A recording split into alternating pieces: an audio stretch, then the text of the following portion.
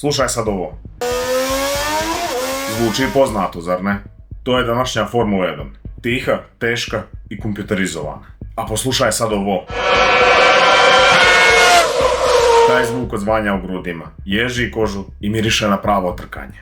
Mislili smo da je taj zvuk zauvijek mrtav i da Formula 1 ide nepovratno u električni ambis. Ali spremite se za najveći šok u modernoj istoriji sporta. Vrišteće mašine se vraćaju. Hvala Bogu. Ja sam Luka i danas ne prenosimo samo vijesti. Danas ulazimo u mračne političke i financijske dubine Formule 1, da bismo otkrili zašto je FIA najavila kraj hibridne ere i kako je jedan čovjek odlučio da vrati V8 motore na stazu. Stisnite taj like i krećemo.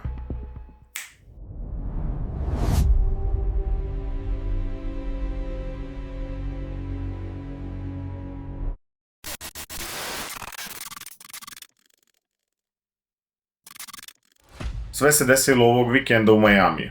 Dok smo mi gledali šta se dešava na stazi, predsjednik FIA Soleimani stao je pred novinare i bacio apsolutnu bombu. Njegove riječi su bile brutalno jasne. V8 motori dolaze. To je samo pitanje vremena. Planira se potpuno gašenje trenutnog koncepta i vraćanje na V8 do 2031. godine, a možda čak i 2030. Prekidajući novu eru i prije nego što se zakuhta. Ali zašto sad? Da bismo to razumjeli, moramo da shvatimo da ovo nije samo tehničko pitanje. Ovo je otvoreni politički rat. Ben Soleimani i FIA pokušavaju da vrate kontrolu nad sportom koji su preuzeli automobilski proizvođači i Liberty Media. Proizvođači su ti koji su 2014. godine ucijenili Formulu 1, prijeteći da će napustiti sport ako se ne pređe na hibride. Sad 10 godina kasnije FIA shvata da je taj ustupak uništio pravi DNK Formule 1.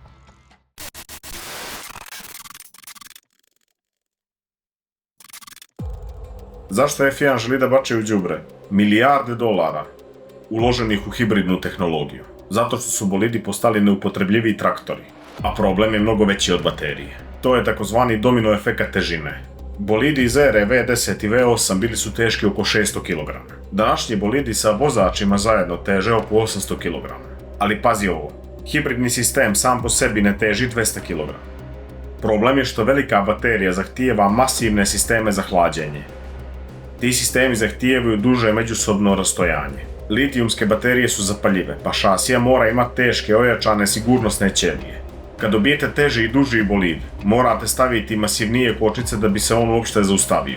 I teže ojačanje za crash testove, jer teži bolid udara u zid sa mnogo većom silom. To je spirala smrti za trkanje. Ta težina bukvalno uništava gume, otežava blisko trkanje i pretvara sport u kalkulisanje sve energijom, umjesto u vožnju na apsolutnom limitu. Povratak na V8 je jedino inženjersko rješenje, da se izbači preko 100 kg mrtvog tereta.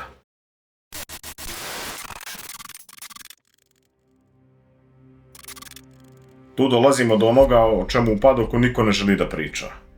Novac. Da li ste znali koliko košta razvoj današnjeg Formula 1 motora u poređenju sa starim V8?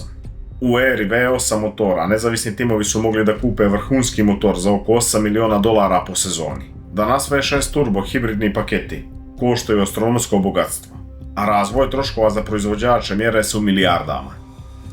Kompleksnost sistema, naročito ozglašenog MGUH sistema, koji pretvara toplotu izduvnih gasova u struju, toliko je suluda da ni dan danas mnogi inženjeri van Formule 1 ne mogu potpuno da je repliciraju za ulične automobile. F1 je postala preskupa laboratorija koja više ne nudi ništa zabavno publici. Prebacivanjem na V8 drastično bi se smanjili troškovi, što otvara vrata za nove nezavisne proizvođače motora, poput Coswortha ili Ilmora, koji sada ne mogu ni da priđu u Formuli 1.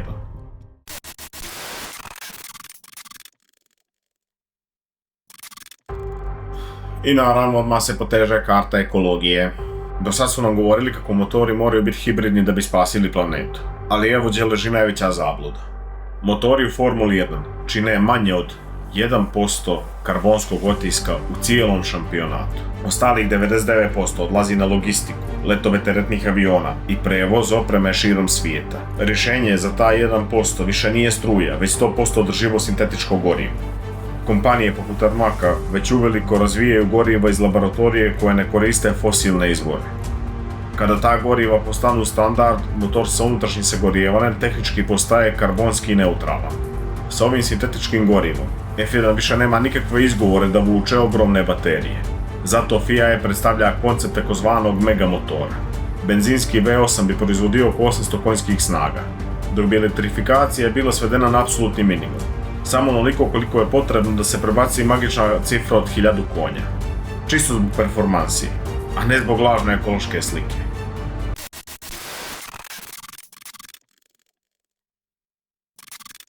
Sad dolazimo do najveće prepreke. Da bi V8 motori zagrmili 2030. 4 od 6 proizvođača motora moraju da glasaju za. Da li će Audi, koji je upravo uložio stotine miliona u fabriku za 2026. godinu, pristati da to baci u vodu? Da li će Honda podržati V8? Zvuči kao nemoguća misija, ali čak i šef Mercedesa, Toto Wolff, nedavno nagovijestio da bi svi radije imali jednostavnije motore jer su trenutni troškovi neodrživi. A ako proizvođači i odbiju, Ben Suleimani ima keca u rukavu. Prema važećem ugovoru 2031. godine FIA ima legalno pravo da preuzme potpunu kontrolu nad novim ciklusom pravila i jednostrano nametne V8 motore. Sviđalo se to proizvođačima ili ne?